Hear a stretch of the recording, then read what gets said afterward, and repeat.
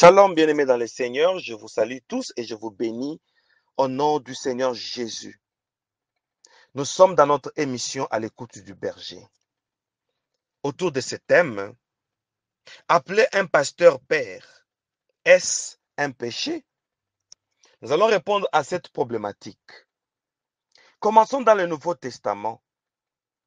Nous allons voir dans Luc, chapitre 1er, le verset 31. L'ange annonce à Marie pour lui dire que tu auras un fils, etc. Mais la Bible déclare que Jésus devait s'asseoir sur le trône de David, son père. Alors, comment expliquer que David devienne le père de Jésus? Parce que dans Ésaïe chapitre 9, le verset 5, on dit qu'on appellera Jésus le Père éternel. Si Jésus est éternel, comment David peut-il encore devenir son père parce que David n'est pas éternel? C'est par ici que nous comprenons automatiquement que le père dépend de nuances dans lesquelles on le prononce père. Et quand Jésus a dit n'appelez personne père sur la terre, il parlait d'une nuance. Bien-aimés dans le Seigneur, nous prenons l'exemple de Jésus toujours.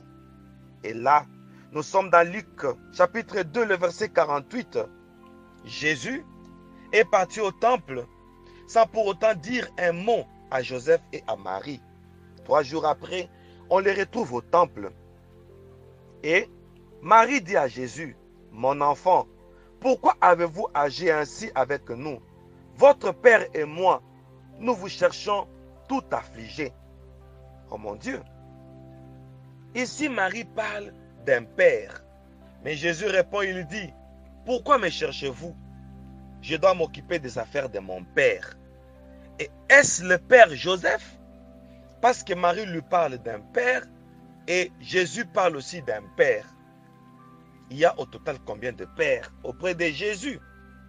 Il y a un rôle que Joseph était en train de jouer auprès de Jésus et au nom de ce rôle-là, il était devenu son père. Mais quel type de père? À l'école primaire, dans le cours de religion, on a décelé cette problématique pour nous dire Joseph était le père nourricier de Jésus. Est-ce qu'il y a aussi un père nourricier? Le fait de nourrir Jésus, est-il devenu son père? Oui. Le fait qu'il l'encadrait, le fait qu'il n'était pas son père biologique, mais qu'il l'ait parrainé, il devient automatiquement son père. Mais ici, la nuance, c'est un parrainage dont il s'agissait. Et quand, moi personnellement, je me nomme père, je ne fais pas allusion à Dieu, ou je ne tords pas l'essence de la parole, je parle au nom du parrainage que je suis en train de jouer sur le plan ecclésiastique. Attention. Nous sommes dans le livre de 1 Corinthiens chapitre 4, le verset 15. Le passage que nous venons de lire d'ailleurs à l'émission précédente. Paul dit, car quand vous aurez 10 000 mètres en Christ, vous n'avez pas cependant pas plusieurs pères, puisque c'est moi qui vous ai engendré en Jésus-Christ par l'évangile. Celui qui engendre est un père, automatiquement. Et vous savez, n'appelez personne père sur la terre. Et ici, la nuance n'interdit pas ceux-là qui nous ont engendrés dans le Seigneur. Sinon, nous risquerons de nier celui qui nous a engendrés en Jésus-Christ. Je vais ouvrir une parenthèse pour nous dire une vérité, chers bien-aimés, laquelle il m'est arrivé une fois d'entrer dans une salle de réunion animée par Satan. Et dans cette réunion, le diable était en train de donner ses commandements. Et parmi ces commandements, il disait qu'il doit prendre la parole de Dieu et la tordre, l'amener à l'envers. Là, on dit, honore ton père et ta mère. Et le diable n'arrivait pas à renverser et tordre ces passages. Dans la salle de réunion, et là nous sommes en 2007, un pasteur était là, mais qui participait aussi au monde satanique. Un faux pasteur, mais qui avait appris la théologie. Il lève la main pour demander la permission à Satan. Et moi, j'étais dans cette salle de réunion inaperçu parce que l'ange Michael m'y avait amené. Chers auditeurs, Église du Seigneur. Et là, le pasteur lève la main, le diable lui donne l'autorisation. Il prend la parole pour dire, pour tordre ce passage, honore ton père et ta mère. Les chrétiens ne savent pas encore qu'il existe un Père céleste qui est Dieu. Il y a aussi le Père biologique, celui qui a engendré, et le Père spirituel, le Père des églises. J'ai entendu ça dans une réunion. Ainsi, le pasteur dit au diable, nous allons tout faire à ce que le Père des églises, qui sont ceux qui ont engendré le fidèle dans la foi, soit ignoré. Comme leur Bible, le pasteur dit ça, est un couteau à double tranchant. Ils vont prendre un seul sens pour n'honorer que le Père céleste. Ils vont vilipender le Père des églises, qui sont le Père qui ont engendré les fidèles dans la foi. Et là, nous allons contourner les Écritures, comme on dit. C'est le seul commandement, accompagné d'une promesse, et qui dit, pour que tu vives longtemps. Et le pasteur l'a dit au diable, quand les fidèles vont négliger leur père spirituel, ce qui leur ont engendré dans la foi, ils vont perdre la promesse de vivre longtemps. Ainsi, ils vont perdre la vie. Comment? Le fait de négliger un père spirituel, un père des églises, automatiquement, vous allez vous rendre compte que les gens vont mourir dans la foi. Et j'ouvre une parenthèse, chers bien-aimés, chers auditeurs.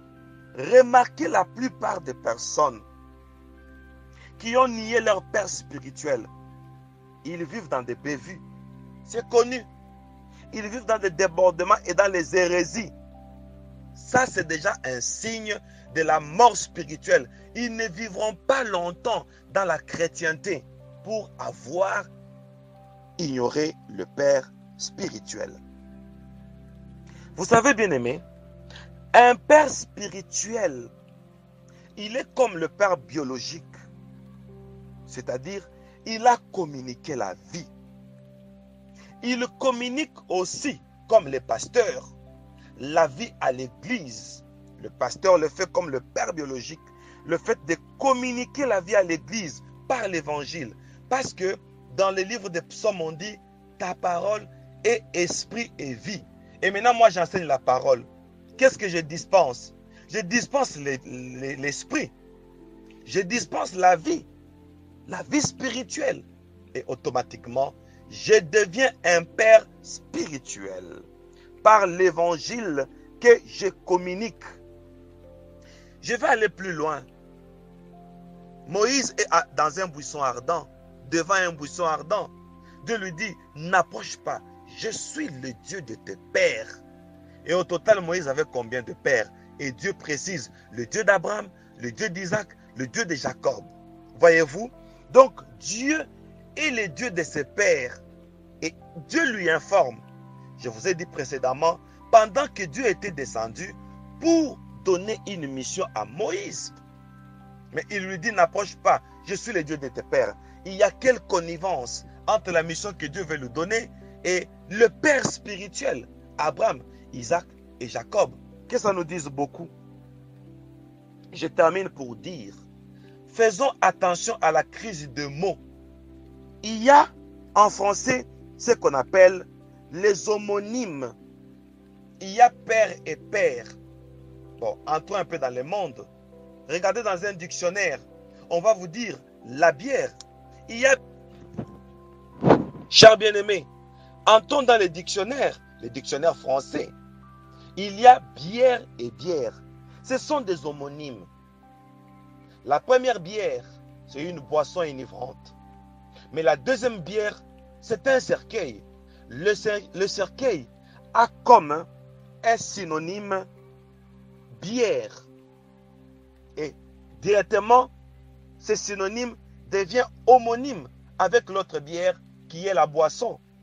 Pour dire que père et père, ce sont des homonymes. Et ici, quand on est père, ce n'est qu'un homonyme. Ce sont les mots qui ont la même phonation, mais qui n'ont pas la même signification. Alors, sortons des crises de mots. Soyez bénis.